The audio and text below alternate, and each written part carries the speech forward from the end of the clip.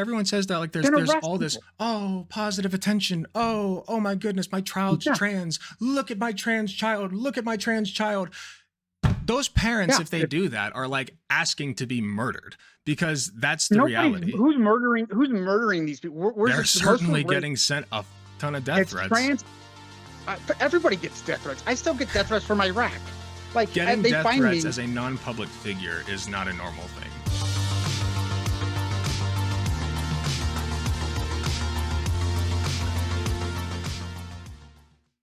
Okay, so trans issues? I think is what we're talking about, right? Is this what we're talking about? Trans-related issues? Is this correct? Essentially, I sent you a study, and basically both of us went over it, although I barely did, to be honest, but I'm confident anyway. And I guess I'll go ahead and introduce it real quick, since I'm the one who hired you as a moderator. I don't expect you to know the ins and outs and everything. But basically, we got into a little spat on Twitter, me and Patrick did. We made nice in the DMs, and then we decided, like, after I said, hey, I'm going to challenge you to do a debate, and he said, you know what, I'll accept that as long as it can be in such and such structure, and I accepted those terms. So the terms were find an article on trans, what is it? I forget your specific words, but find a, Well, go ahead. I was going to say it initially started was I asked a long study that says that giving gender treatment drugs to youth is good. A long study. I think that was the initial started out, and then since you were so cordial, then we opened it up. Yes, so I went ahead and found one. I searched for one that I hadn't seen yet, actually, and so this is one I hadn't seen yet. And I feel the essential idea of this study is that basically, I'll just read the title: Longitudinal Impact of Gender-Affirming Endocrine Intervention on the Mental Health and Well-Being of Transgender Youth's Preliminary Results. It's a 5-year longitudinal study of a 50-person cohort, and they basically just study the effects of Okay, so it's about puberty blockers. trans-affirming healthcare. Yes. Is that basically? Okay, Yes. so we'll just do this. Okay, trans-affirming healthcare. I'll let Patrick start with his opening statement, and then we can get this going from there. Is that fine? Yep. As long as that's fine with Okay, you. Patrick, you have 2 minutes, and then I'll take when you're timed up, and then we'll go to Alec, and then I'll open the floor. Oh, yes, sir. So on this study, first of all, we have to clarify what do you mean by long term, because like you said, it's a longitudinal study, but each individual person was only studied for a year and a half. So then we again have to ask ourselves, what does long study when you're giving drugs like Lupron and some of these horrible puberty blockers to individuals? Then we have to ask ourselves is how do they collect this data? That's one of the very first things you do when you look at study. And then it turns out, oh, this is you don't know who they are. That's just an online study. And then you're like, why are we basing science off of online questionnaires? And then you look at the canon of where this scientific study takes place, and it's a pay-to-play system in Britain, where you go to sign up for the website, you pay X amount of dollars, and then they review it for you, and then it gets published in their article. So it's not from academia. Obviously, when you see terms not defined, that's a very big question. So it's literally an online study that's a year and a half in a questionnaire without terms defined, and they plugged it into SPSS. I just don't understand how that could be an argument to give gender drugs to teens. I concede my point. Okay, Alec Gunter. Sure. So like I said, I didn't go over this study in great detail, and I'm not going to use that as a crutch to say that, I'm not going to use that as a crutch, basically, in my argument. But essentially, even if it is only over a year and a half, even if I were to take that and state, yes, that is true, it was only a year and a half per person, you can't ever take a singular study and say, this is good enough, right? Science isn't about that. Science has never been about that. It's always been about doing multiple studies, doing analyses of these studies, collecting these studies into, what do they call it? I can't think of the term right now. My brain's scrambled from work, but meta-analysis is what it is. And understanding the sum total of these studies and what they all mean. No study is going to be perfect. Long-term studies in particular are very difficult to do, especially as it as it pertains to like large groups of people. So one of the paradoxes I see with, especially when talking about trans affirming healthcare, is people are always looking for a long-term study over like 10, 20 years at least, with tons of people, and that's just not that feasible. And this study in particular, I did look at it a little bit, and it goes over the limitations and some of the things that they either could have done better or things that they couldn't control for. And that's something that every study does. So I don't want people to look at this one study, break it down into, you know, uh, uh, pieces of like, oh, this went wrong, that went wrong, this doesn't make sense, etc., and then say, well, this disproves that trans affirming care is good. All right, floor is open. Okay. No, I fully agree with your assessment of studies. So that's why canon matters. I'm just assuming because you have gamer in your name that you understand how pay-to-play systems can be very corrupt. I don't want to put words in your mouth, but Sure. I guess you're a gamer, correct? Like Oh yeah, and to be clear, that my Twitter handle right now is Alpha Gamer, but I do change it just to mix things up. So one time I was Albatross Gun Show. I just do it because my name's Alec Gunter, but I am a bit of a gamer, and I know what you mean when you say pay to play. So the entire healthcare system is pay to play, unfortunately, and you will find very few places in which this is not the case. And any surgery, any procedure, anything that you look at, there is a profit motive at the very least in the United States. I'm not sure how exactly it works in the UK, but I imagine it's probably not as bad at least, but still a little bit. And so that's just the reality of the healthcare system. So if that's going to be your critique, it needs to apply across the board rather than specifically on this one issue. Oh, okay. Sorry, I didn't know floor was It's open fine. up. Yeah. I'm just saying if you're a parent and you cannot find one study that's long term from academia, science departments, then why am I giving kids these drugs when they can't produce one study long term from academia, science departments? Because even if you my can't point. find, define long term for me. What are you looking for? Just out of Great curiosity. question. Well, just great question. I think it really matters how, first of all, can we both agree that the human brain develops for women around 22, 23 years old, and it fully develops around 24, 25 years old based on your sex? Can we agree with that? I've heard universally 25, but sure, I can go with that.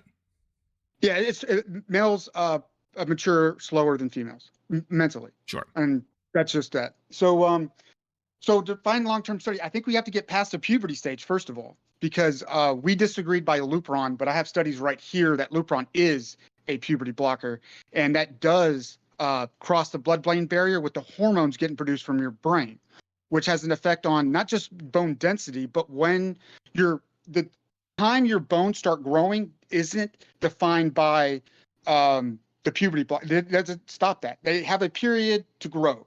And if you mess with that period and they don't get the proper hormones, it just won't grow. So suppose you are a 12-year-old woman and you're confusing all this stuff going on. Your parents read one of these studies. They put you on these puberty blockers. Now you're 19. You have high chance of never having biological kids. Well, And then you have not just a high chance, but you have a low chance of not having biological kids. And you're going to be different size than you want to be. So I think when you're talking about this, it's very dangerous. There's a couple of things here. First of all, the side effects of puberty blockers, especially as they're prescribed in the case of trans affirming healthcare, have never been shown to significantly reduce your chances of having children in the future or impact your fertility in that way. I know that comes up a lot because of Lupron being used as a drug to chemically castrate prisoners, but the dose makes the poison, right? So the doses in which they were given to prisoners were far, far higher than that given to youth. So that's one thing. And then another thing is parents don't typically read one study and say, oh, well, that's it, trans healthcare. It's usually going to physicians, going to doctors who have not only read, but even engaged in these studies, right? They were part of it many times. And these doctors are literally being paid and have made a career out of looking at the data objectively and deciding what's going to result in the best outcome. I'm not saying that every doctor everywhere has good intentions all the time. I'm not saying there's not a profit motive, but I am saying that, if you're going to say these things about one area of healthcare, you have to concede that point on every area of healthcare, including cancer treatments. I mean, the Endocrine Society is one such organization. who are like the leading group when it comes to cancer treatments, why don't you trust them when it comes to trans healthcare? Trans healthcare because we don't have a long-term study from academia science department. We don't have that at all, and we can't find it. If you find it, then I'd love to be a liar and I love to be proven wrong, but you can't find one. One of the things that somebody brought up to me recently is the back when I was debating Exulanzic, she brought up the fact that we have no what is it, control variable or a placebo controlled trial is what she said. The problem with a placebo controlled trial in this instance is that this is a potentially life threatening situation that you're putting somebody in when they do not have gender affirming care. And that's just the fact. So you wouldn't do a placebo controlled trial for something like diabetes and giving people, sugar injections rather than, insulin injections. You just can't do that because you'll kill people. And that's not really something that, people can consent to either. Who's dying because they're not getting drugs? Throughout history, you don't see these large populations. Now we're seeing it in women who are killing themselves, especially after a lot of these hormone blockers go in. Even the online surveys say a person who transitioned, especially a woman, when they detransition, it's such a statistical tie of the suicide rate. So instead of being like, okay, we have 5% more that may have saved them in a online survey, but then why don't we go to the root cause of this, which is mental health issues. We all know puberty is really bad, and I will concede that puberty is probably worse for girls. Guys, we just need to be left in a room 5 times a day and we could, get through of it. So you're dealing with these mental health issues, and then we're throwing drugs that absolutely change people's feelings. I mean, you give anybody testosterone for 6 months, just a normal dose, they're going to feel better. And that's what's the problem with a lot of these studies. They're doing all these changes. They're affirming people, which we don't do in healthcare, only when it comes to gender, which is absolutely medical malpractice. You don't affirm people's mental disorders. And then we can't figure out the root cause of it. And then as LGBT community keeps pushing all this agenda, and they have power. When you say you're a transgender person, you automatically, by law, have more power than a typical citizen by just mentioning that. Sure. So let's let take Alex it. respond. Yeah, let's take one point at a time here. So there's a lot to get past there, and I'll probably miss a point or two. But one thing that I want to get across is great. I'm losing my train of thought. So you said something. Sorry. So you said something about I can't think now. Can you summarize what you just said? I'm sorry. Yeah, and I apologize. This is my first it's time not you. I just got back and I from get ahead work. of. Yeah, and I shouldn't have. I'm trying to be. I'm just excited. My biggest thing is, where's the data that says that transgenders, if they are not affirmed by 12 years Okay. old, that they're going to kill themselves? So there's one point that I was wanting to look at is we've known for a long time. You say, when have you thrown a drug at people that stops them from killing themselves? Antidepressants.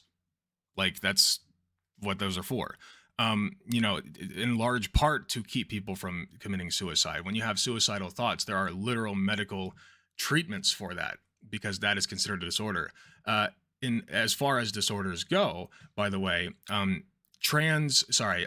being trans itself is not the disorder. It's gender dysphoria is the disorder. And the reason it's considered a disorder in medicine, we consider something a disorder when it affects your ability to function day to day in life, in society. So with the way that you go about treating the disorder is very focused on the outcome. It's not focused on like this quote unquote biological truth of like, what is a woman, what is a female, whatever. It's focused on what's going to help you live your best life.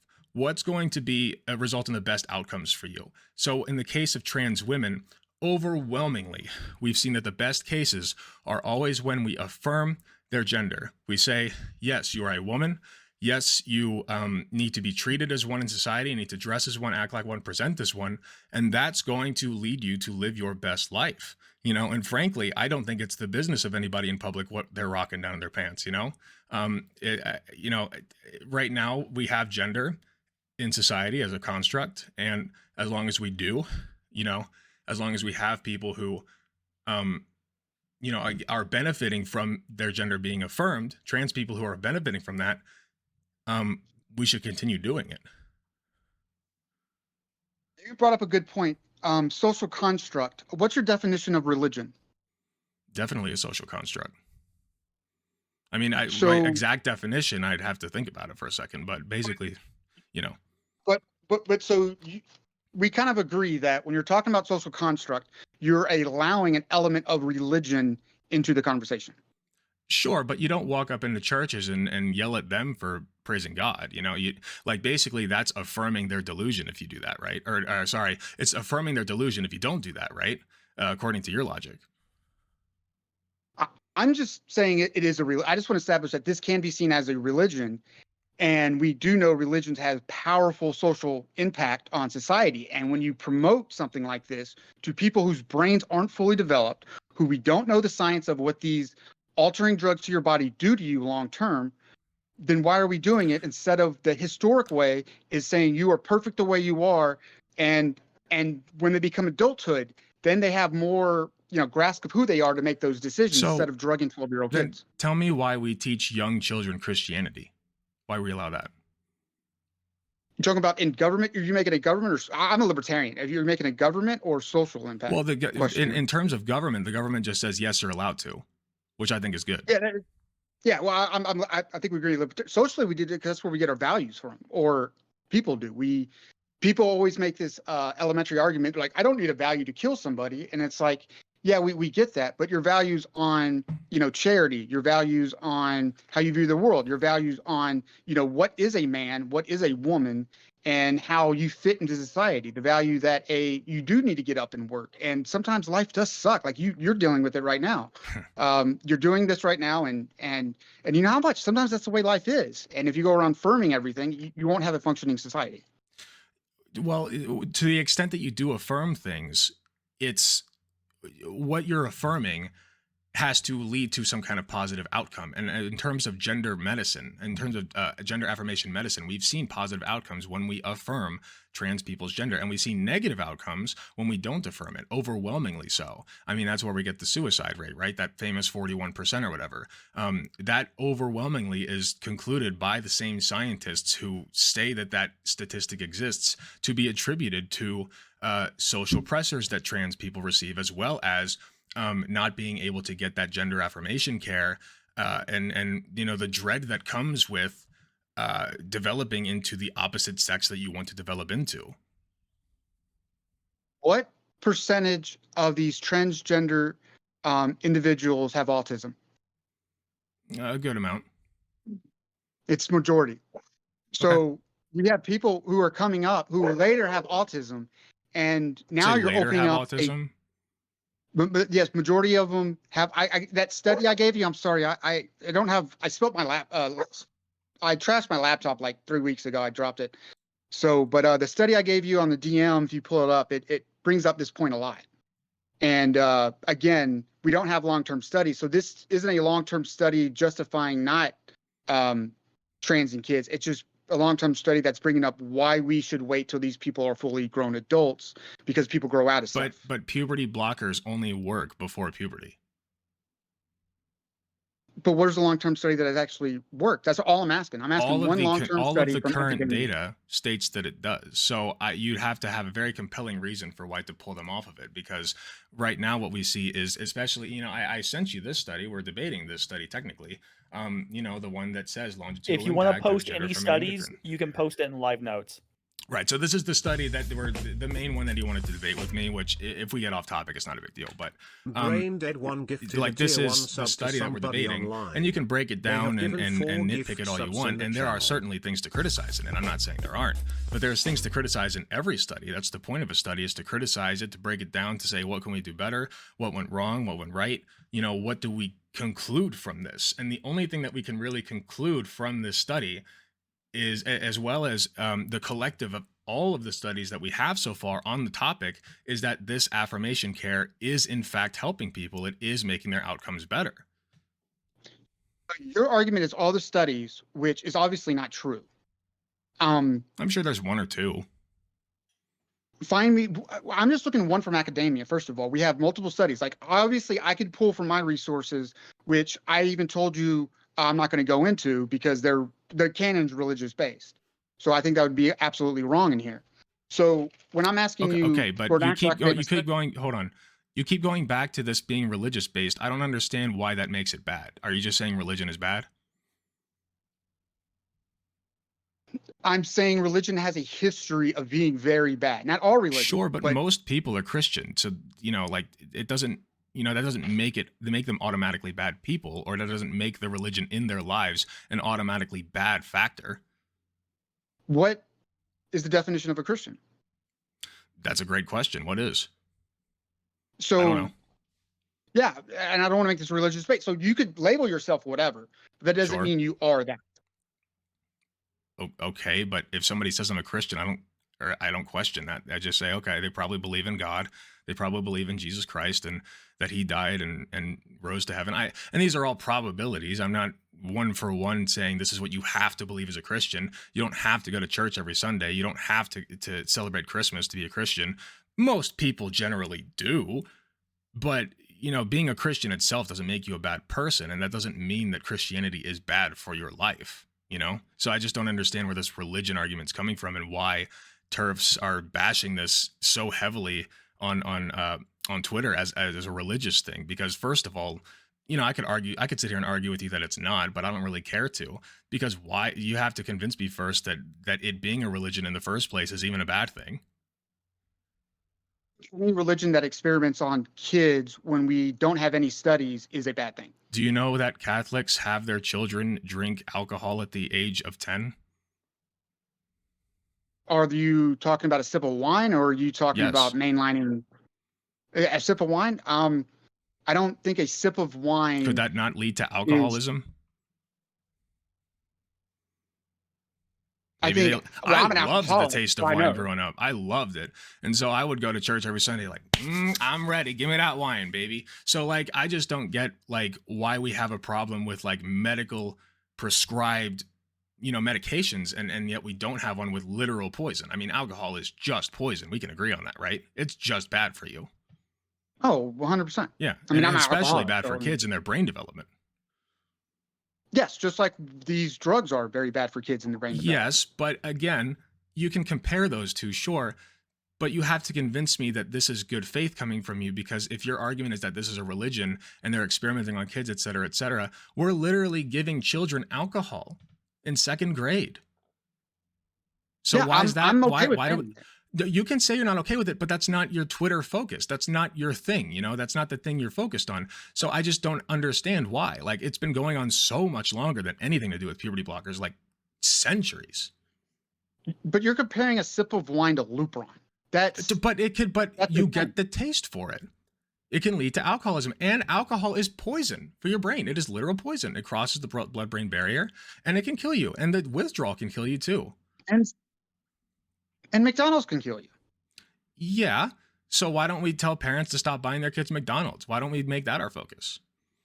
I mean, well, personally for me, my main I'm anti-war. If you walk on my page, I'm always, Okay. like, why are we doing this? Generally a good And thing. my other focus is this whole gender ideology, because I just do not believe, and there's no science that backs it up, that says that giving these kids Lupron, these other drugs, actually helps them out. But and there then is you science to add back the that up. mental health of autism. But there is No, science you to have back that online up. surveys. But You have literally online surveys. That's not actual academic. But that's not science. online surveys. I mean, some of them are, sure, but they do Funny, have funny. in-person studies of people, like the one I sent you, of people doing these. I think it's GAD-9 is what it's called, the depression questionnaire. Like, they have people doing those. Generalized anxiety depression scales.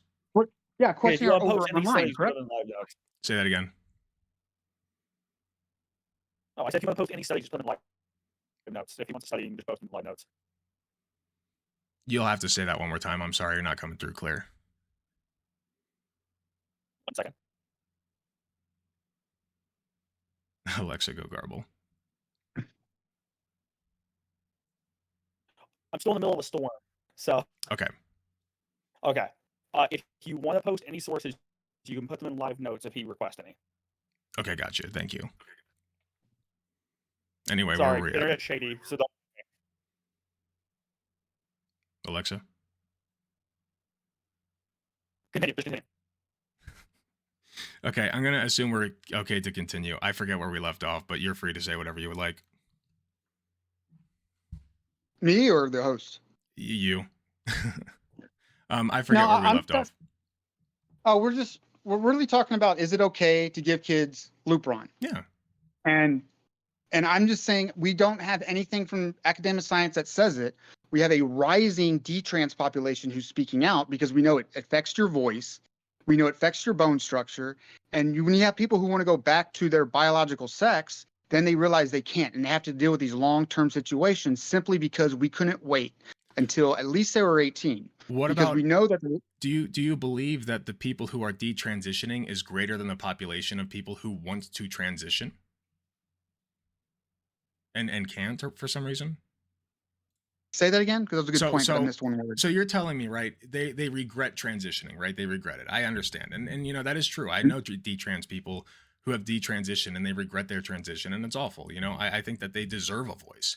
My issue comes when you have detransitioners saying, well, it didn't work for me, so it's not going to work for anybody, when there are just so many factors at play there. You know, maybe the doctors were maybe the doctors themselves, there's human error, right? Maybe there's social influences that forced them to detransition for safety. You know, like there's all kinds of factors that can come up, and we don't have statistics that indicate that there are more detransitioners than there are trans people who are very happy with their results. In fact, I think the opposite is true.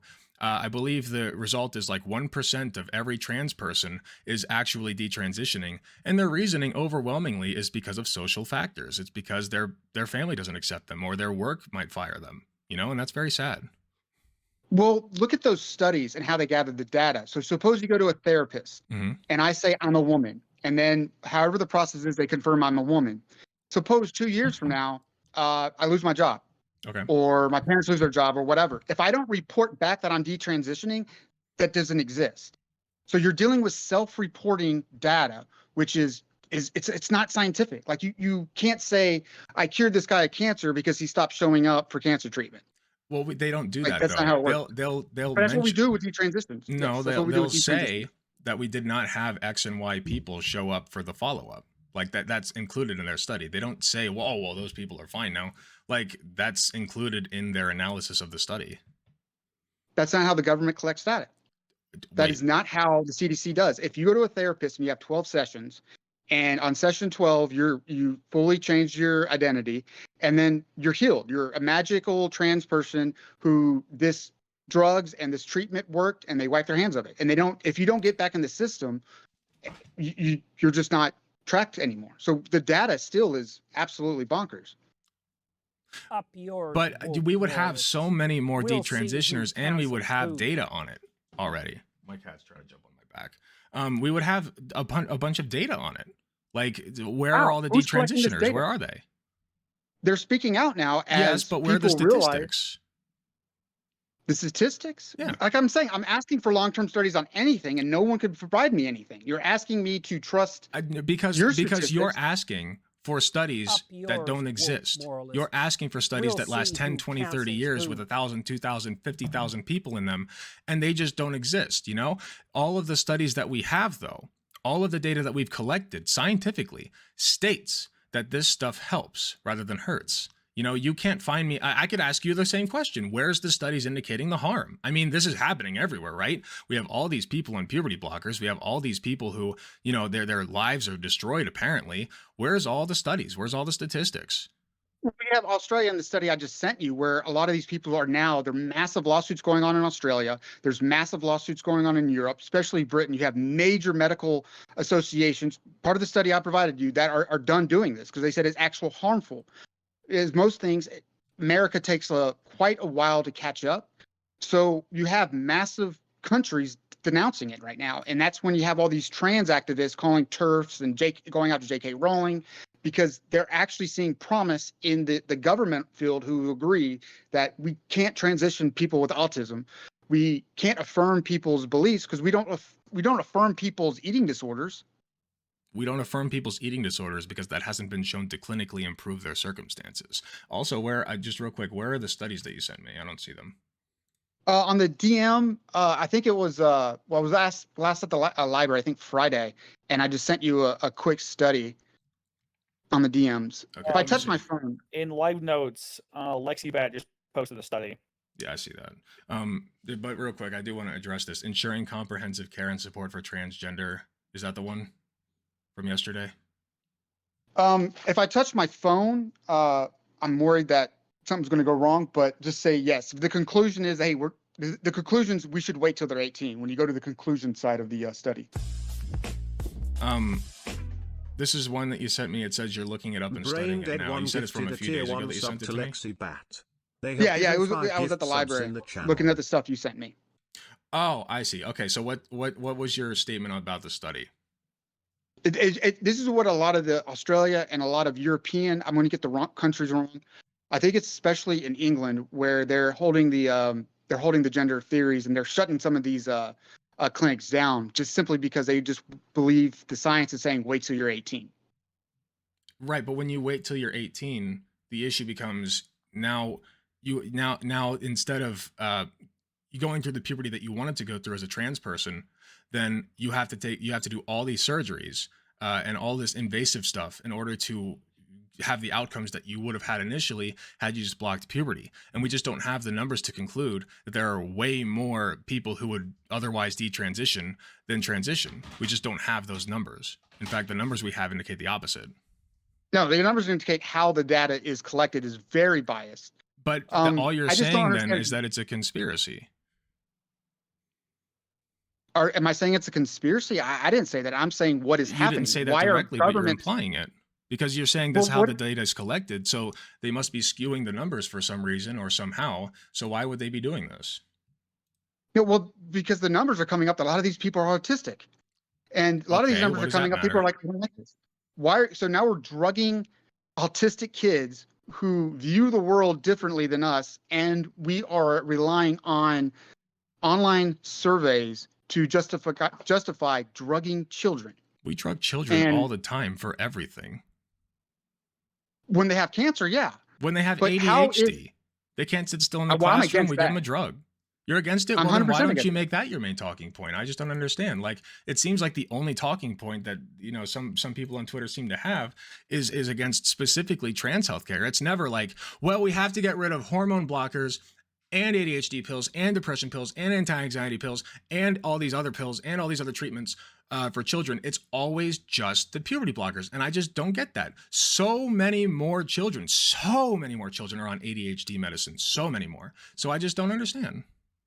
Well, if you look at my feed, I actually attack SSRIs because, if you see my feed, I 100% was on SSRIs because, PTSD. Sure. And then all of a sudden, 6 months ago, my friends were like, dude, why are you doing this? You're not who you are. And then I just quit. And then all of a sudden, I started feeling a lot better around November, December. And I was like, wow, I was poisoning myself. Sure. Maybe I'm straw manning you and I don't want to do that. So, I guess that's what I see from the movement at large. But if your position is that we should not be drugging children with SSRIs and ADHD pills and, whatever else pills, how do you feel about like pills for schizophrenia or like severe autistic disorders or like, like violent disorders? I feel like sometimes we have to give kids drugs or like even, I'm a nurse. So like I work with kids on the regular and they get all kinds of drugs. We give them like baclofen as one for spasms, muscle spasms. So like, I just don't understand where we draw the line. That's because I don't know where the line is, but I do know that children shouldn't be experimented on with non-scientific based data. But you say experimented on. We've been using these drugs for 40 years. Yes. John Money. Do you know who John Money is? I've heard. So, well, because I don't really, I guess that's format is us talking back and forth. And then this brings me to one of your points that you made. Why am I concentrating on this? To figure out where this goes, I had to go look, I'm reading Hegel right now because these ideas aren't new. And this is where the religion aspect of it and the mysticism. But I feel like that lends more toward my point that they're not new. So it's because society and history has always said these were bad ideas. Because when they pop up, bad things happen. And that's, what we're fighting again. It goes back to Hegel. What bad things are happening as a result of puberty blockers? What bad things are happening as a result of puberty blockers? You're making people shorter. You're risking reproductive health. Are short people? Is it bad to be short? If you're a guy, I'm not saying it's what is right or wrong. I'm saying what society judges. If you're a guy, but you want to be what's taller. okay, but if you're a woman, then you want to be shorter. So only trans women get puberty blockers then? I don't think anybody should get puberty blockers. But you I'm just saying said, that but we you should just said affirm as a people guy differently. you'd want to be taller. So then it would cede the point that women want to be shorter. So only women get puberty blockers then, trans women. No, why are we doing this dichotomy? Well, I asked Women want to be you, taller. I asked you what harm is being done by puberty blockers, and your first point, your first one was the height. So I just don't understand where that came from.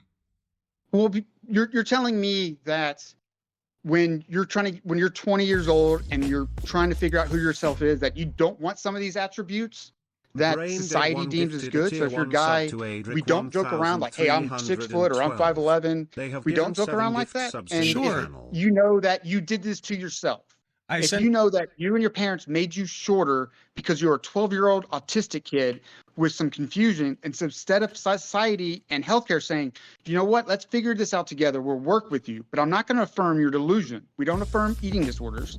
We say that is wrong. We don't affirm people that want to, chop off their hand. And then we have to go back to biological science, and there's simply only two genders.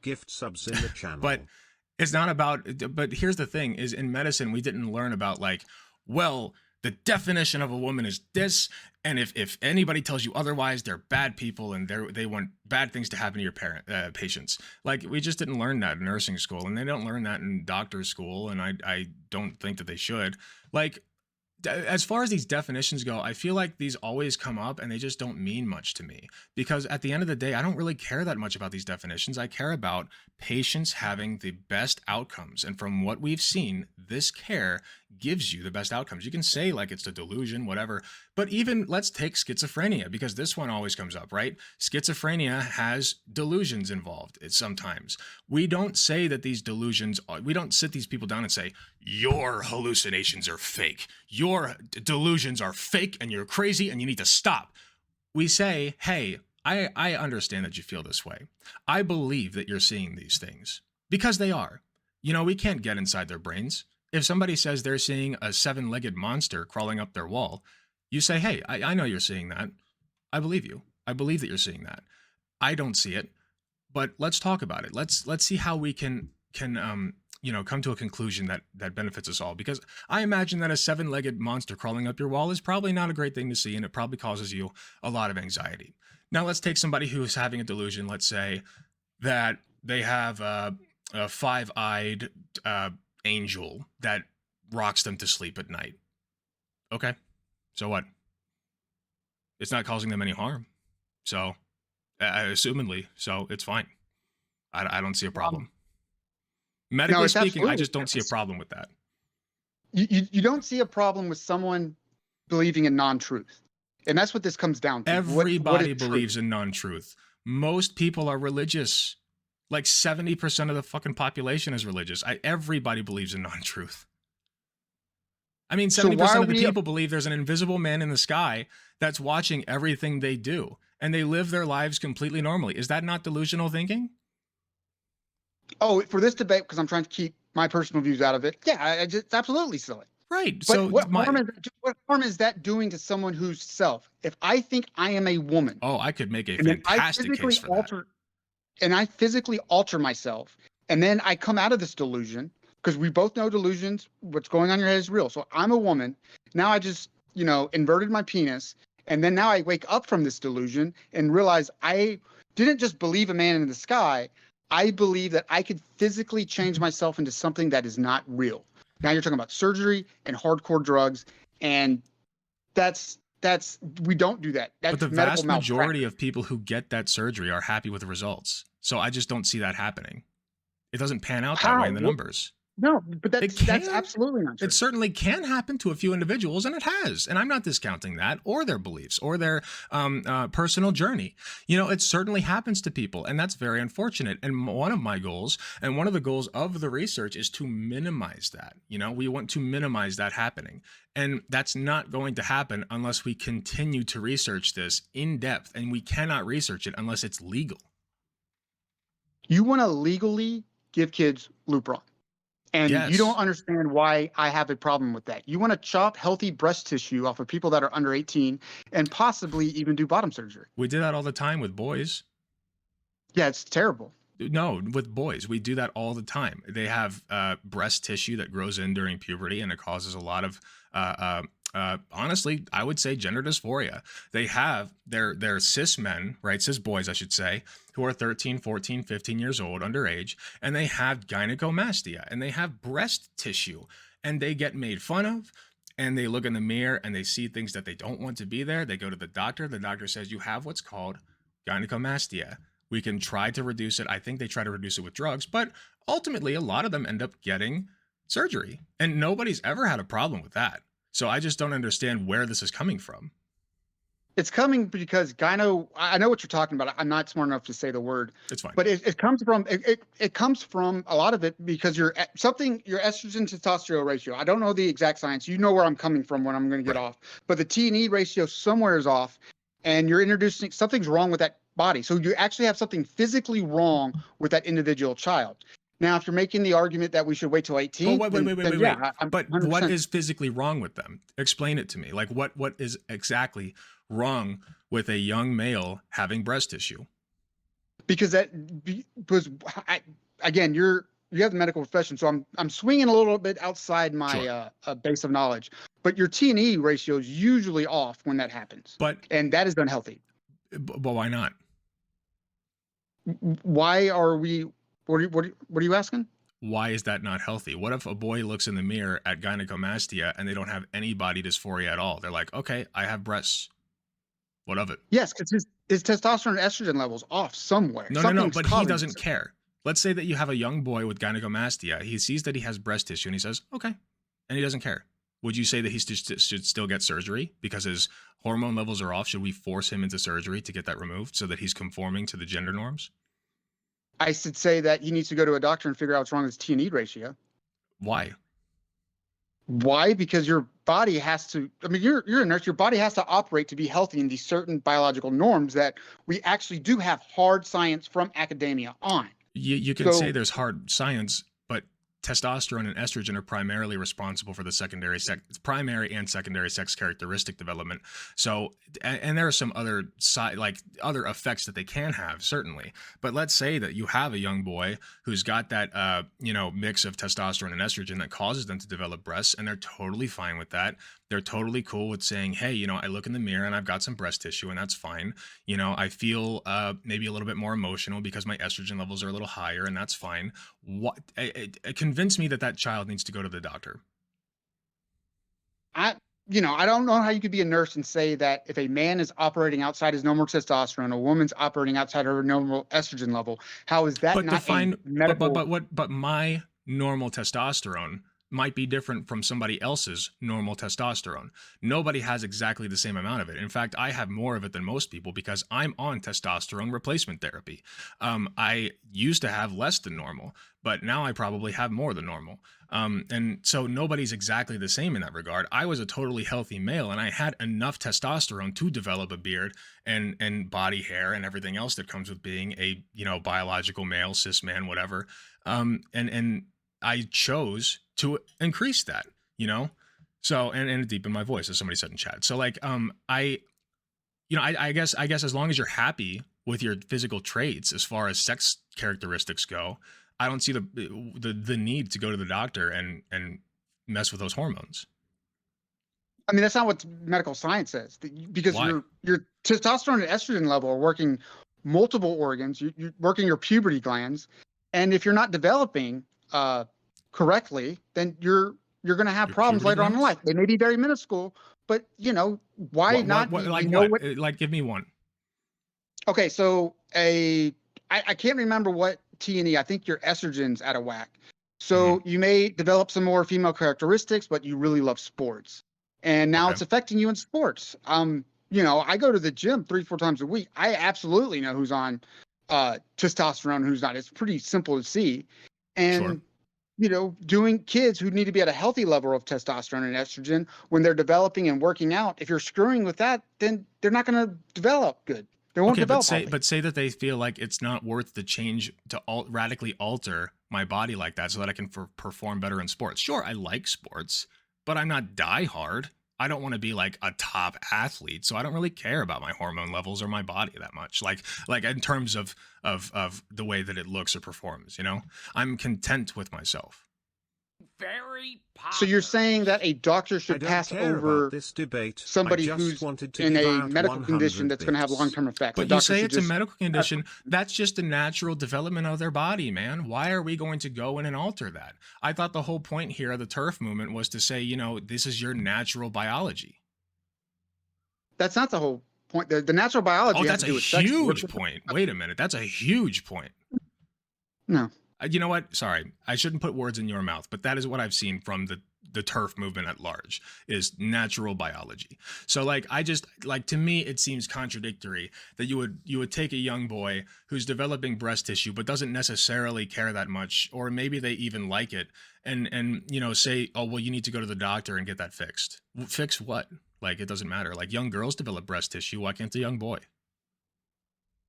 Why would you want boys who are not fully developed to affirm their beliefs that are not based in truth? But it's not a belief not based in truth. It's just a boy saying, yeah, I'm a guy and I have tits.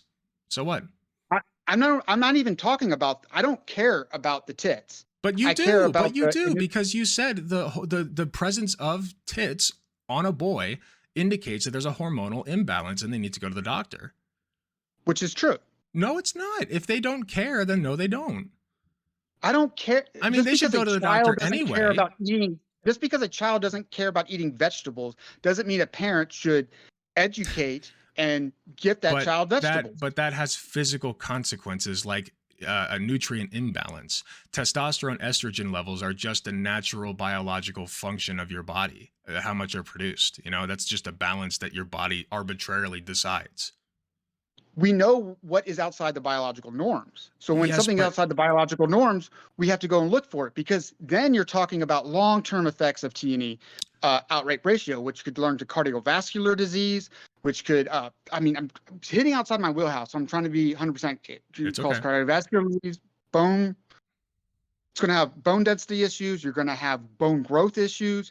And then we don't even know what's going to happen to the blood-brain barrier, because some of these hormones do pass. The actual medication, I think, doesn't. I think that's biological science, but the hormones do pass. So But- we don't even know what we're getting into. You're talking about biological norms. I have a brother who's 6'5".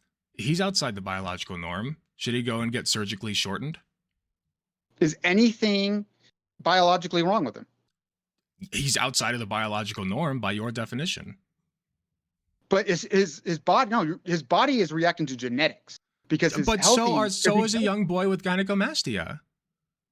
No, because Yes, but his genetics literally. are. Yeah, but his something is wrong genetically with him. No, Because it's he's not- If he's deciding that he's fine with having breast tissue, there's nothing wrong with him.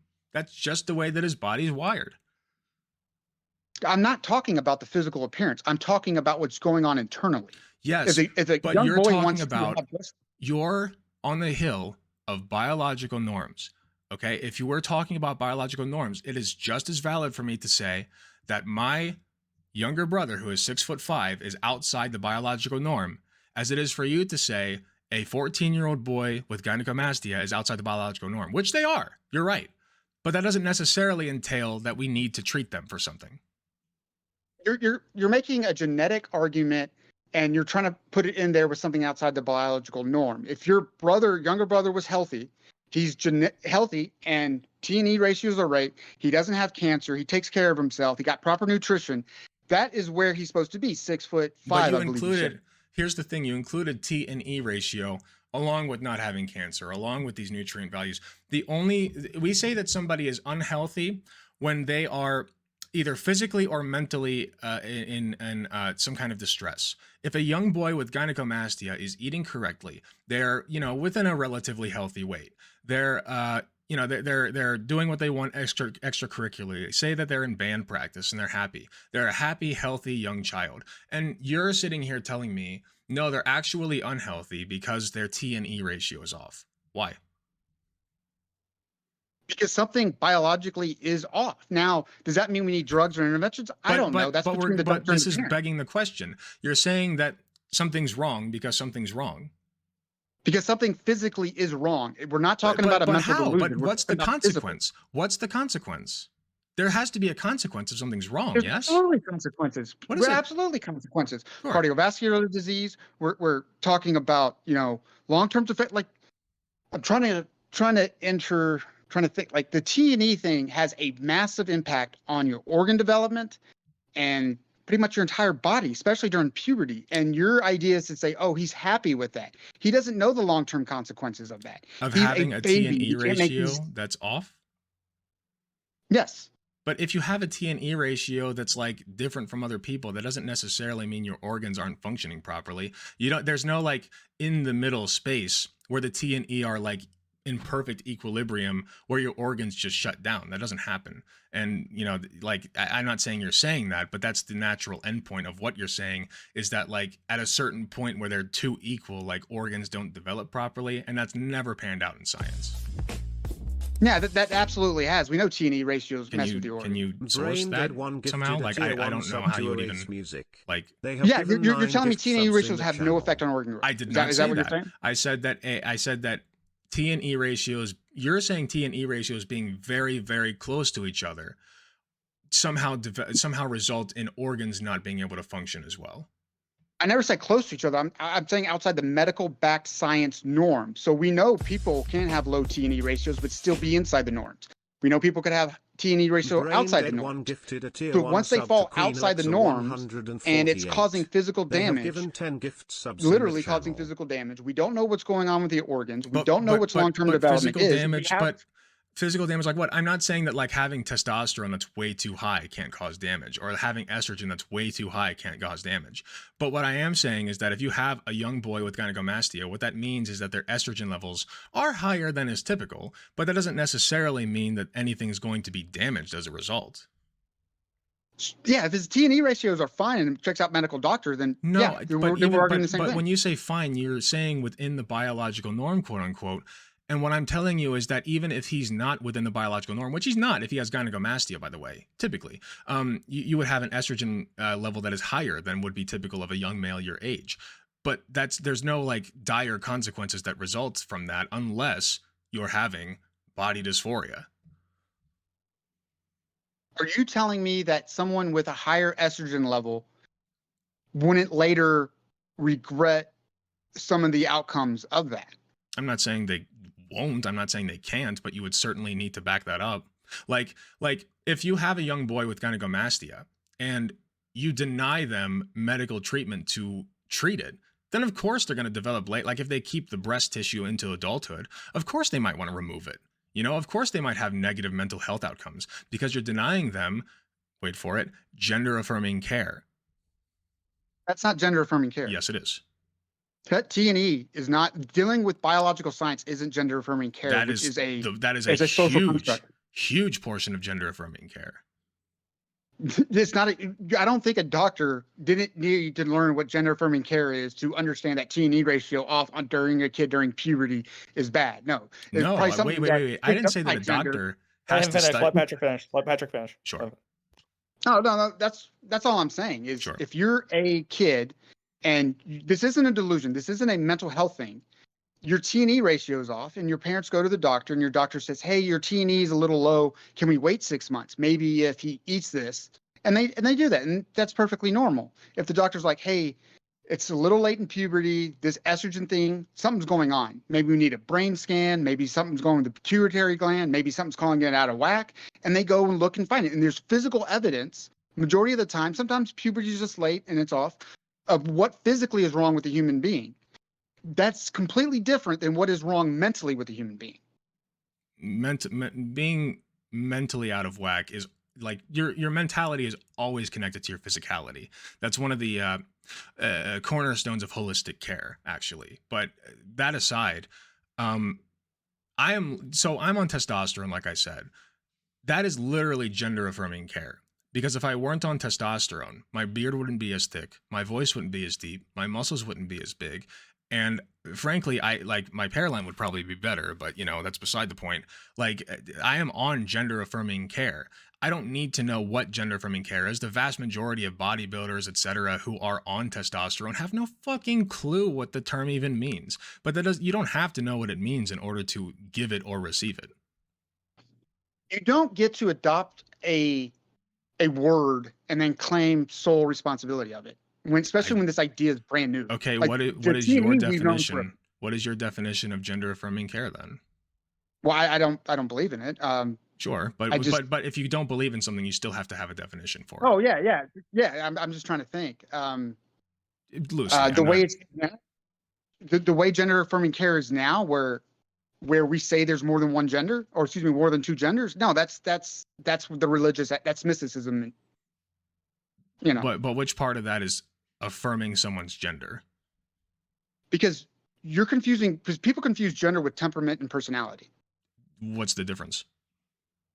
Gender right now is just a made up term, and we can't even decide on what definitions. Your definition is different than my definition. Oh, I agree. So we have to go talk about temperament and personality. Now you're talking about male traits and female traits. And yes, females can be manly and men can be female, but that doesn't mean a woman is a man or a man is a woman.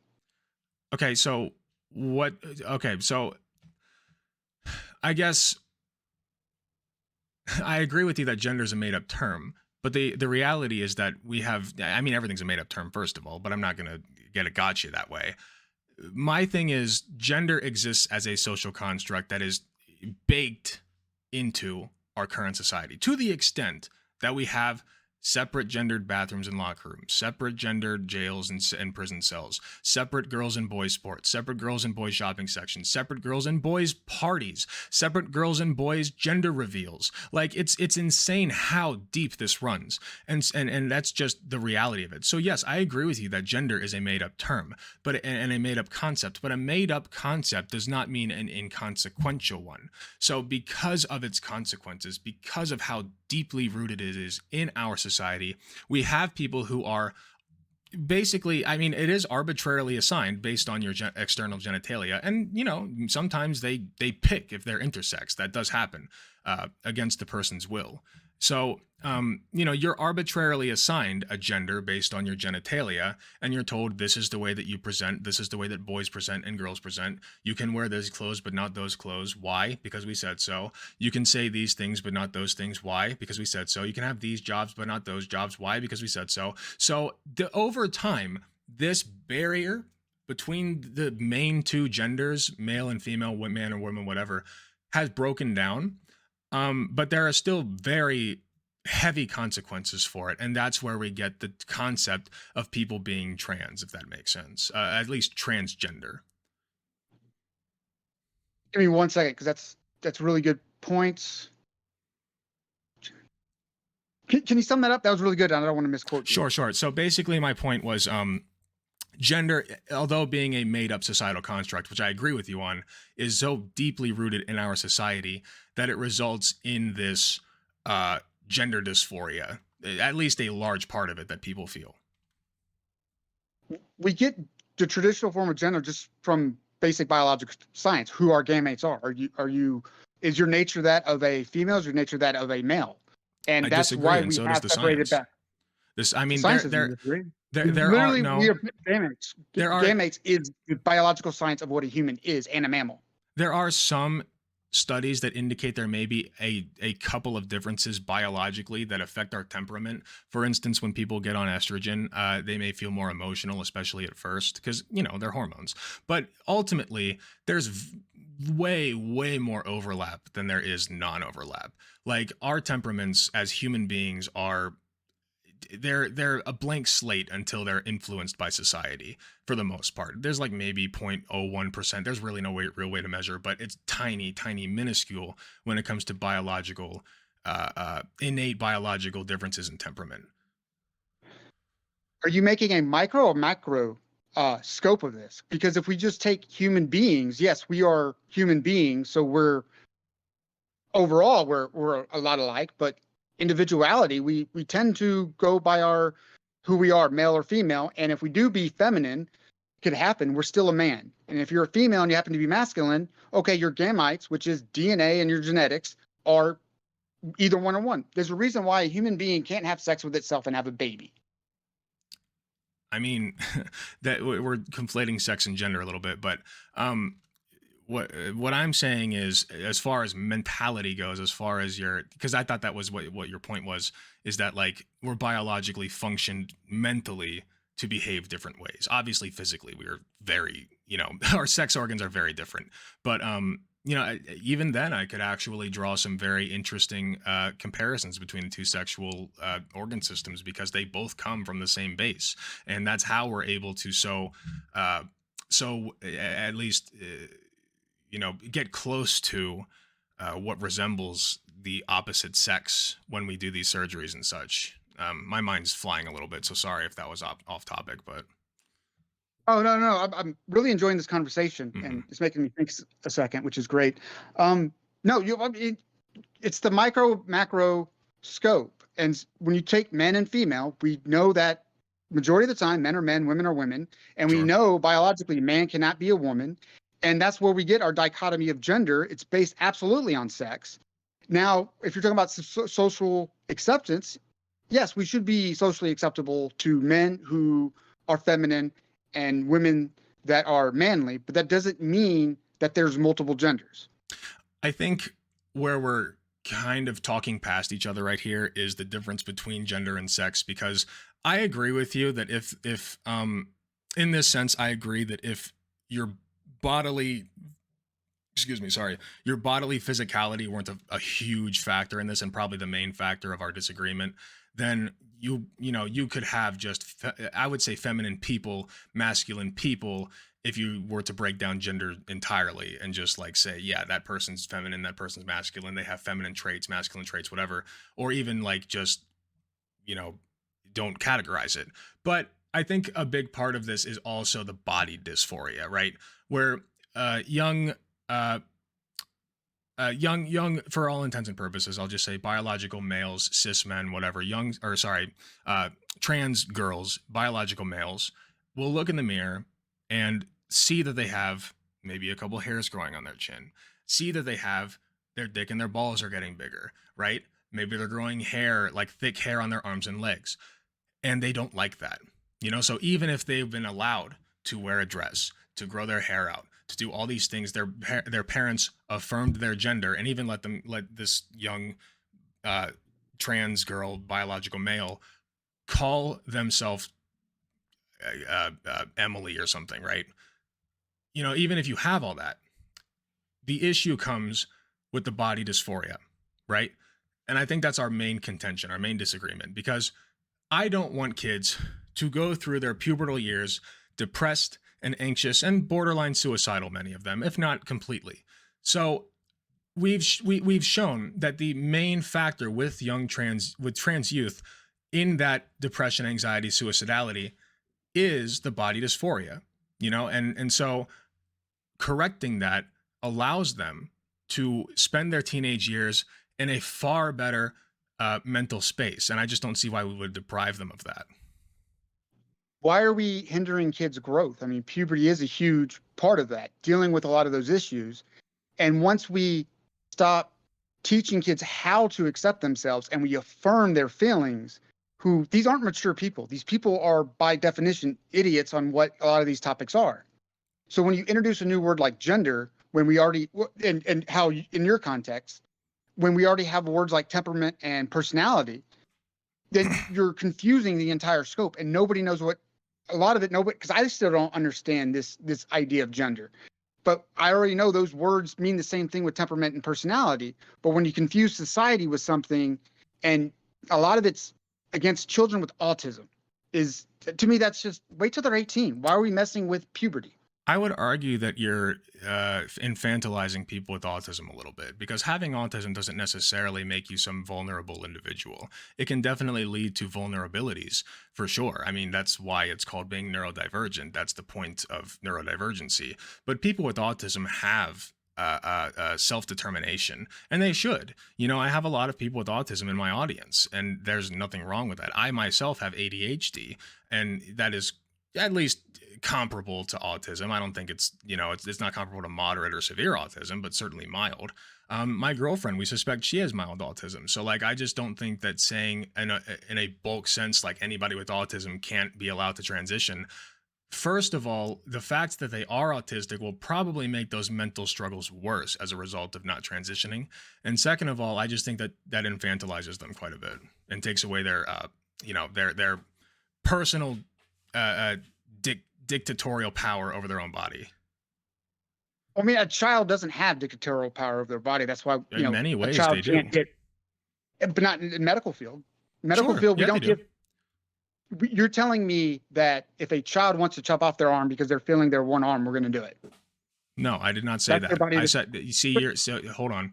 But You're that's what ascribing I'm things to me doing that it. I did not say. I said that what children you're have doing. some that's what power you're- over their bodies in the medical field.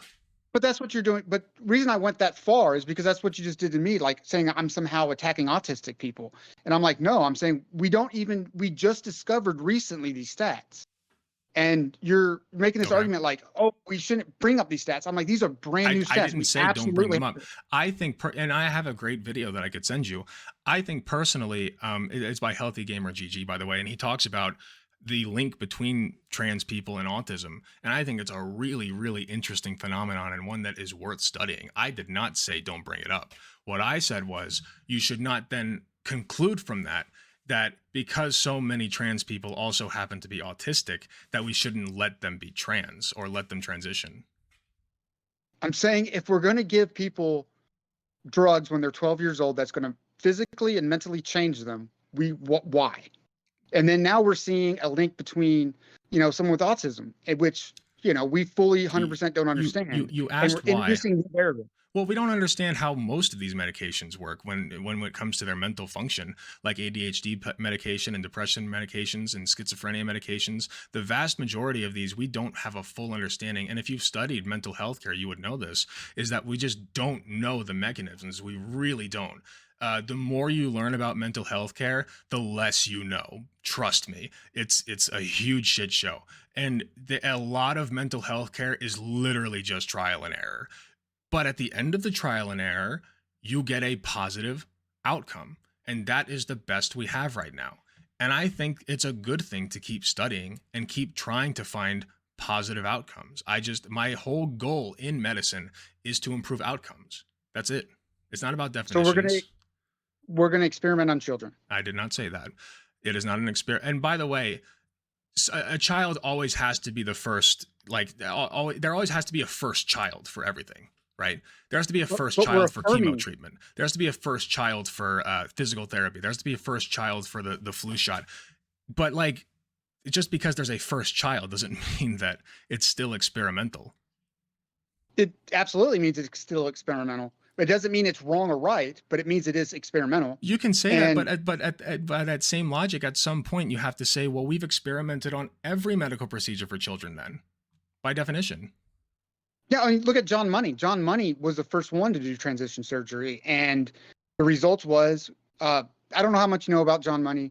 He was a Austrian or Australian, no, it was New Zealand, and it was 1950s, 1960s, and he was, dabbling in this stuff, and there was an unfortunate accident. I think it was, something you were talking about or mentioned about how we do, when babies get their whatever pecker chopped off. Well, there's something that happened wrong during that procedure, and one of these poor boys was, mutilated, and his penis was really bad. So John Money is just like, hey, just raise him as a girl.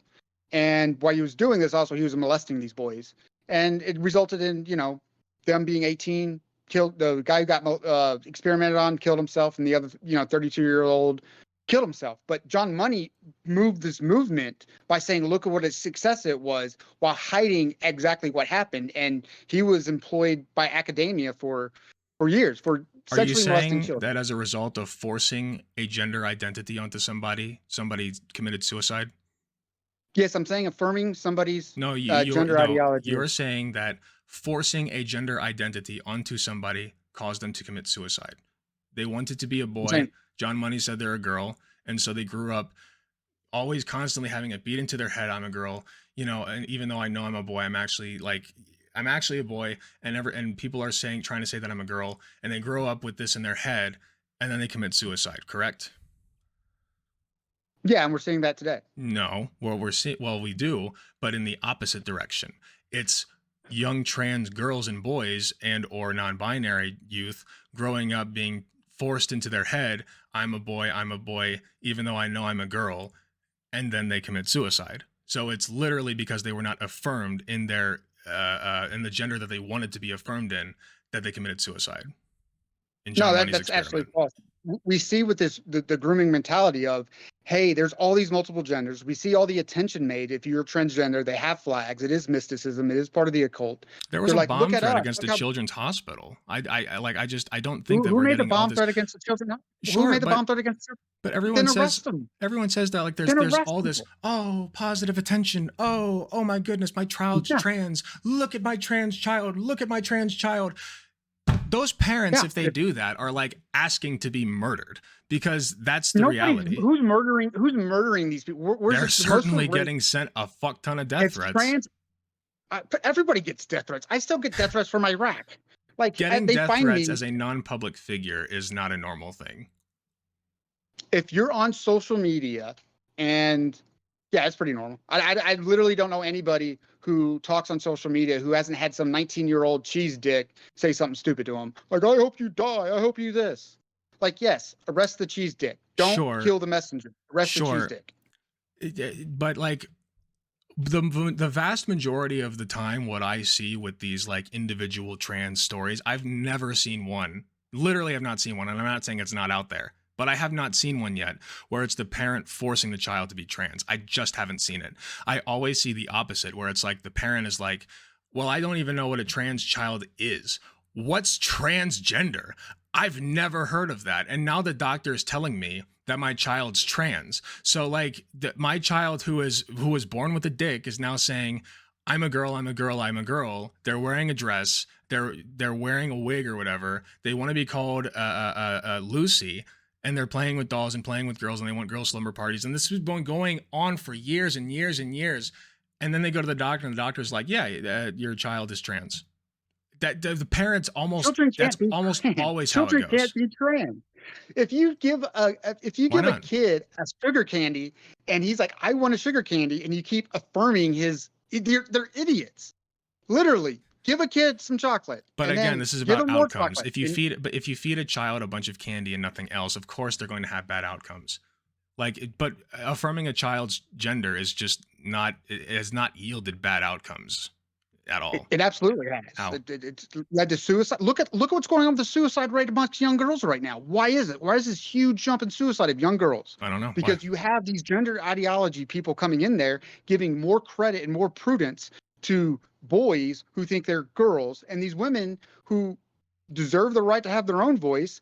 They're getting taken over. I've never happening heard in of. schools. I've never heard of young I girls. literally have 3 parents in school right now who's saying that trans flags everywhere, that they're promoting this ideology, and if you attack them, then you get labeled a bigot and transphobe, and you're this horrible person. That's true So though. people- So I just don't understand. Like I've never heard of young girls killing themselves because trans people exist. This is new to me.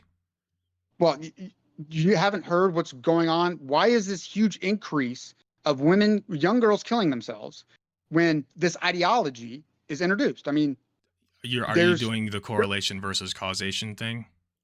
I'm saying we introduced a variable and we saw a result, and if you bring it up, people don't even We want to talk introduced about it. many variables. We introduced fatherlessness. We introduced low economic outcomes. We introduced profit-based healthcare in general. We introduced terrible schools. We introduced mountains of homework. We introduced misogyny against young girls and abuse and all this. I don't see where you're drawing this line, like where you're connecting these It's dots. very simple. Take any community in the world.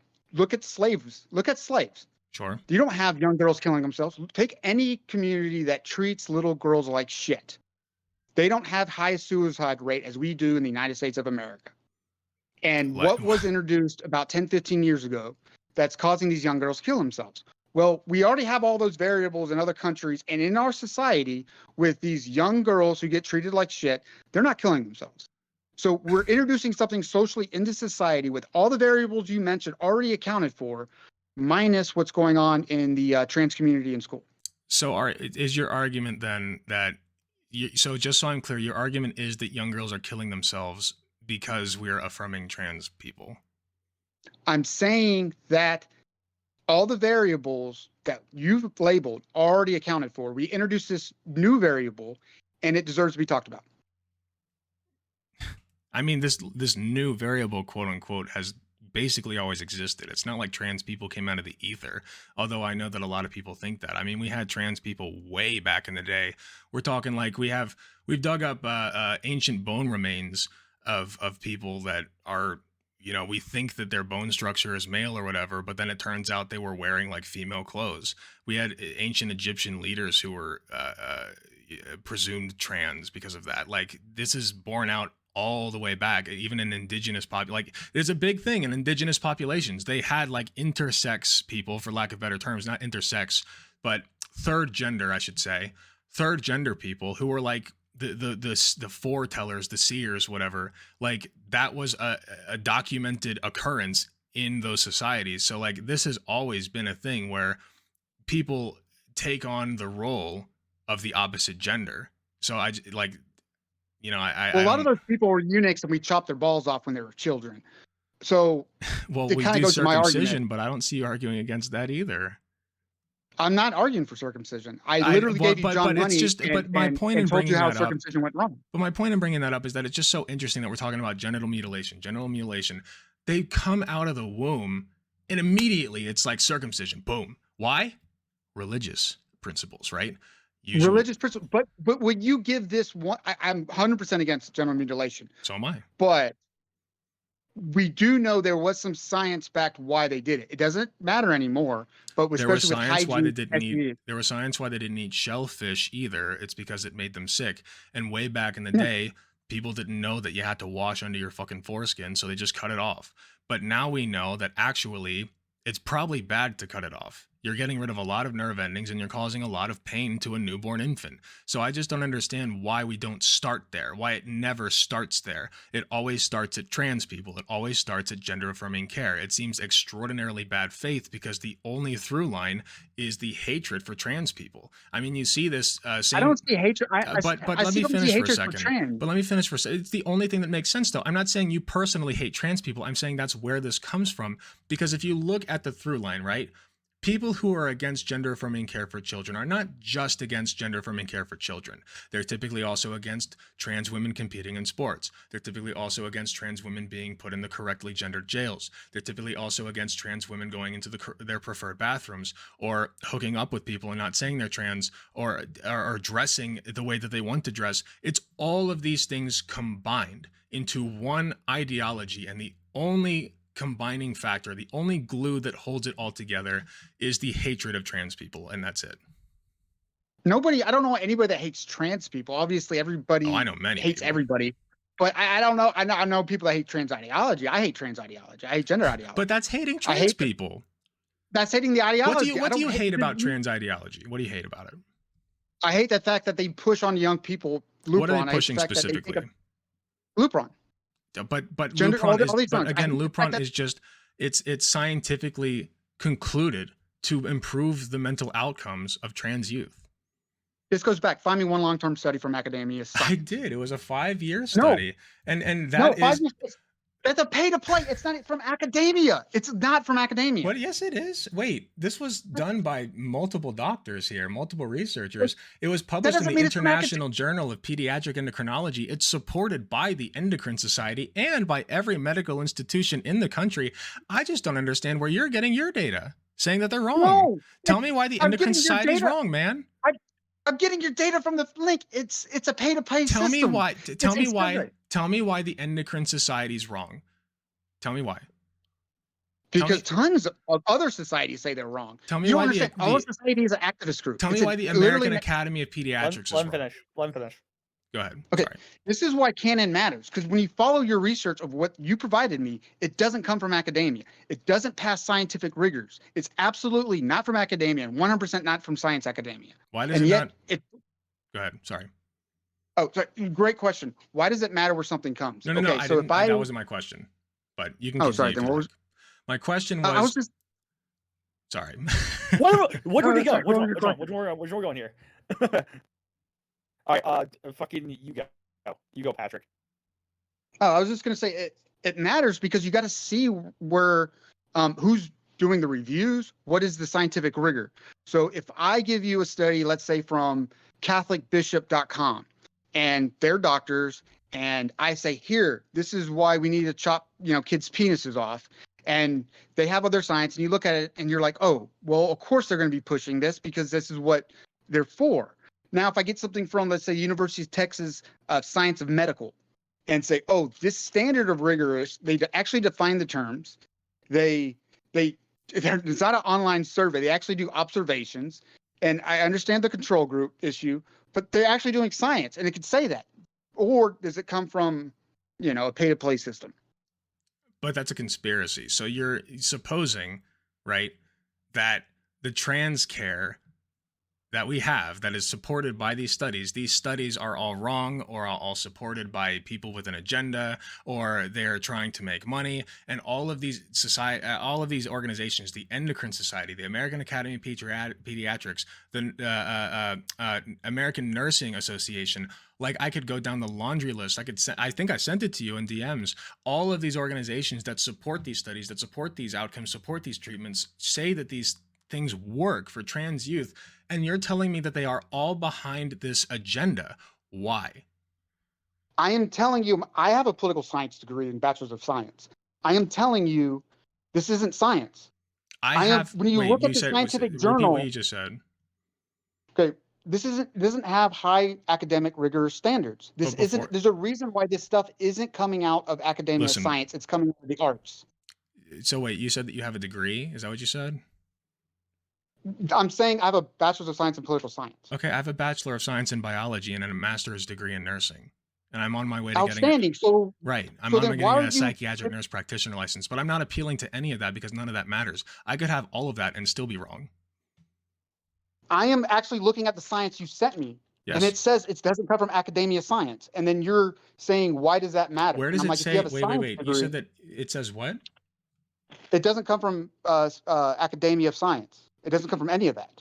It's published by the International Journal of Pediatric Endocrinology, and they have all of their methods and the results and the conclusion, and they put down limitations and future directions and all the data. Like, this is a scientifically sound study. I'm not saying that it's not without flaws. That's false. It's not sound. It doesn't even pass basic data collection. Such as? A basic question, an online survey plugged into SPSS. It's not an online survey, I don't think. It literally is an online survey. The one you sent me is literally an online even survey. If it is online, though, but let's say it is, it's still the exact same questionnaire that we literally use to diagnose depression. How do you know that the people aren't lying? And plus, how do you know how old these people? You don't. Do you just assume? But here's another thing: you assume that 50 people in this study are lying. Why? I'm saying I'm not going to trust an online survey. Okay, but this is in this. Wait, why won't you trust an online survey? Like, this isn't random people that just scrolled in from Facebook to push the trans agenda. This is 50 people that they studied over years. You even admitted at least a year and a half. That's a long time to be lying. Only a year and a half, and they only had three. Sure, but that's still a long time to be lying. And for what? What did these people get out of it? What are they lying? I'm saying people are affirming them, and they believe this because these kids are idiots. When you tell a kid, oh, you're a girl, you're a girl, you're a girl. But okay, explain to me who's lying and why. I'm not saying people are lying. You just said people are lying. Wait. No, that was your words. You said people are lying. Who's lying? Are you telling me you trust someone behind a computer you have no idea who they are? Okay, so who's lying? How are you going to trust that data? I'm asking you a very simple question. Your assertion was that people are lying. Who's lying? Is it the researchers? Is it the people involved in the study? Is it the societies upholding these studies? Who's lying? Lying is saying this is science. The people are saying this is science. Are all these people lying? Is this the biggest conspiracy in the history of all the entire world? Are all these trans people? Let me stop real quick. We're going for 20 more minutes, and then we're gonna wap it up because we've been going for a while at that point. Sure. No, it's been a good time. But like, to me, it's incomprehensible that all of these people could be lying to this extent, and all of these people with these high up credentials could be lying to this extent. Like, this many people, and nothing slips through the cracks. We don't have like any kind of information slip or like data leak or anything to indicate that all of these detransitioners exist. Like, I just don't understand. I'm just asking for one academic long-term study. I gave you on a longitudinal impact. I can give you a case study, sure, that lasts 22 years of a trans man who said his only regret is that he's not as tall as he wanted to be, but other than that, he loves his life. And I have no shortage of trans people that I know who can give you their personal testaments. But again, like, you're not going to find the study that you want, because the study that you want is not a reasonable one to ask for at this point in time.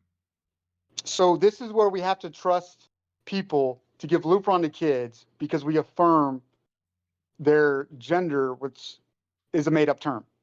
We trust people to give Lupron to kids because it's been shown in medical studies to improve their outcomes. Find me one study from medical science academia. Okay. Puberty blockers. I mean, I gave you one, but And puberty it's not blockers, from it. long-term It's from a pay-to-play outcomes. system, and it's an online survey. But again, Over it's a year and a the half, free. GAD-9, dude. It's the GAD-9 they use. Depression and anxiety. That's what the GAD-9 measures, and it's been Yes, used I as a have pressure standard. and anxiety, and the VA gave me drugs, and it was the wrong thing. And they're What giving study would be veterans enough drugs. for you? If Design it's a one. long-term, Design one. huh? Design one. Just give me the standards. Oh, okay. So we're going to go hard. So first of all, we're going to have to define all these terms, and Why? then we're going to have to, huh? Well, wait, sorry, go ahead. Sorry. My mind's So we flying. got to define a lot. We're going to have to define these terms. We're going to have to find social economic situations that match. So a place in Florida with the same social economics, let's say New York, and then Texas, and then maybe 2 or 3 foreign countries. Then we have to say we can't affirm them, but we're going to have actual counselors there who need to listen, and they don't do one interview and say, oh, you're a girl. They do, kind of the Jordan Peterson method of, doing the entire process. It takes over 2 years to properly do it, to say, hey, is this just a phase? Is this puberty, or you really have gender dysphoria? Then what is that's labeled and properly measured, then we start giving these kids drugs, which I'm against, because we're giving kids drugs we don't have any But if science you're for. against it ethically, then how can you even support a study like this? I don't believe, because there's no reason to give these kids. So you're asking for a study that you don't even believe should exist. Yes, I do not believe we should experiment with kids. See, here's the problem. This is, what you're giving me, then the argument you're giving me is that no study will ever be enough for you because the studies that you want are unethical. That's what you're telling me. So it isn't even possible for there to be a study that you want because it's unethical. Oh, if I see the study, I'm still going to believe it, but it doesn't mean I approve on giving Lupron to 12-year-olds. Right. So, no. but my point is, if you had it your way, we wouldn't even do these studies at all. Yeah, because we've had for thousands of years of human history, we've had the two, men and female, and we've been pretty much fine. And So- now we're introducing these non-convicts, and we're changing society. But You once have again, girls beating up I want to men be and letting them clear. make babies. I want to be clear that the study you're asking for is not one that you even believe we should do. So it's again, this just seeds the point that like there is no data, no evidence, no anything that will ever be good enough for you because even if we were to have it, you would call it unethical, butchery, medical malpractice, whatever, and you'd say that we shouldn't have done it in the first place. So like I literally conceded the point, if there is a study, I'd listen to it, and I would not bring those points up. But the point is, we have no studies that actually prove this scientifically rigorous standards from academia. We do not have. That's just not true. This whole debate. Then find one.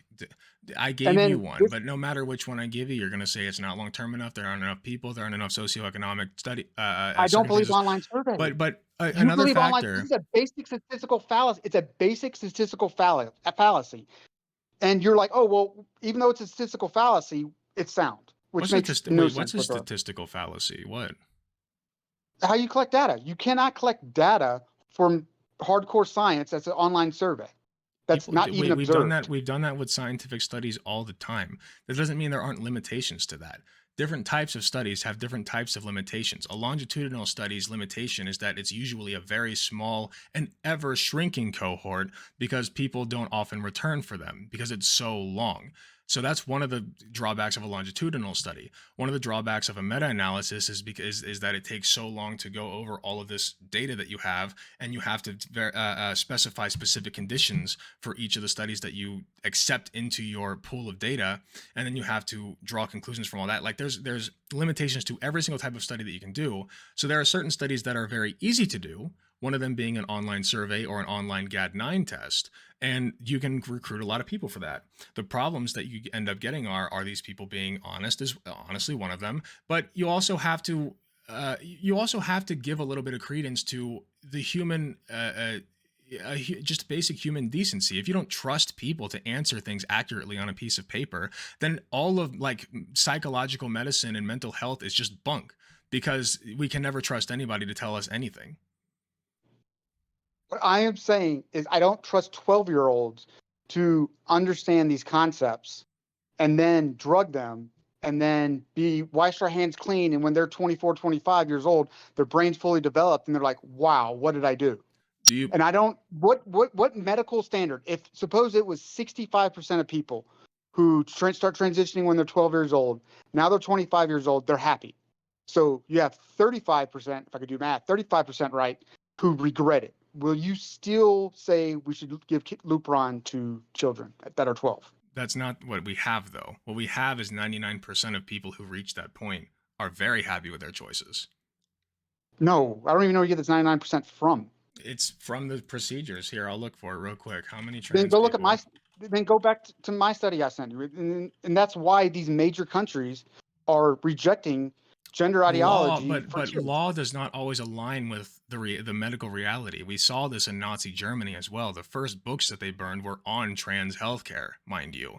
So like just because there's law in place for it and governments are making laws to restrict something or force something onto people doesn't mean that it's scientifically supported. In fact, often the opposite's the case. I mean, slavery was the law for a while. You appeal to Nazi Germany when they were experimenting on kids and they justify it because they needed the science. So if we're going to bring up Nazi Germany and then you're talking about burning books, a lot of those were, the occult books of religion that had some of this mysticism in it. So it's like, they didn't just say, oh, I'm queer and I'm 12 and we're going to burn that book. Now, a lot of this had to do with religion when they're burning all those books. And then you have them experimenting on children because we don't have the science, so let's experiment on children. Well, then how do you get any medicine for children? Oh, it's simple. You follow academic, rigorous standards. You don't do online surveys. By experimenting on children. Yes, but why? What do you mean Is why? For better outcomes. Why do we have chemo treatments for children? There was a time when there was the first child given a chemo treatment. Yeah, but hold up. Wasn't the first child the Jamie Giver? Yes, but we already experimented that with adults. Yeah. How do you experiment puberty blockers on adults who've already gone through puberty? Yeah, we don't even know what's going to happen to these kids. You're just throwing it to the wind and relying on online surveys. But we don't have any reason to believe that their hearts are going to explode. We just don't have. That's not a mechanism of action that even comes up when researching these. So you're okay with girls having the possibility of not, losing healthy breast tissue, not being able to bear kids. You have a problem with them having, bone issues, which result in bone cancer sometimes. You're having all the physical differences of denying puberty to men. And all as people are asking, or rational people are saying, just wait till 18. I don't understand. Let me make sure I have this right.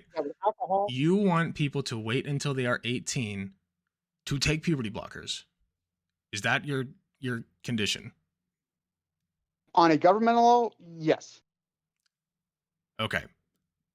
Because personally, I want 24, 25 because that's when the human brain. But 25 legally, for puberty blockers. Okay. Personally, there's two things. There's a personal opinion, which I know is wrong and shouldn't be accepted by society. That's my personal opinion. But like as a political law, it should be 18, if that makes sense. Okay. I mean, that's an interesting belief to have. I think I'm about done. 18. Okay, yeah.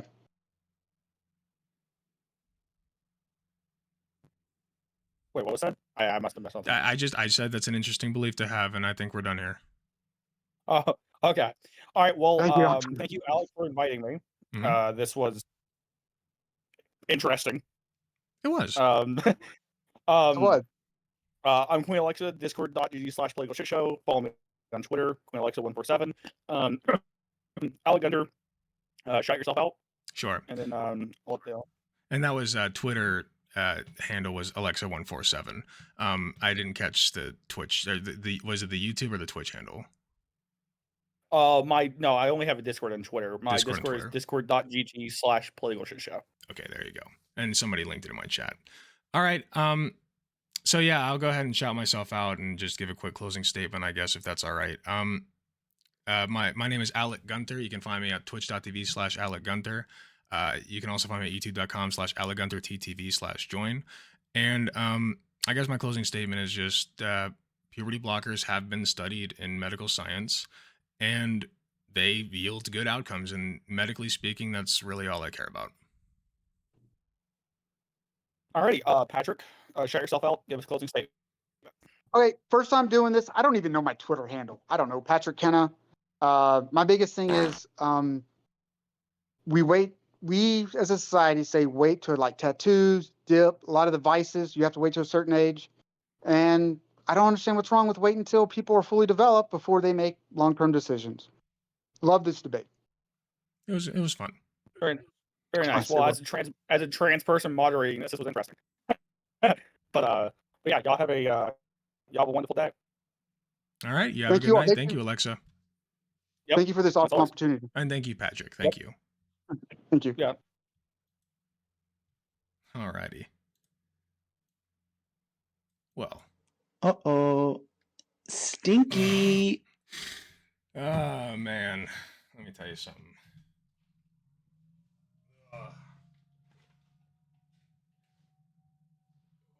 Oh, that was a time. That was a time. I think I ended that on a pretty good note.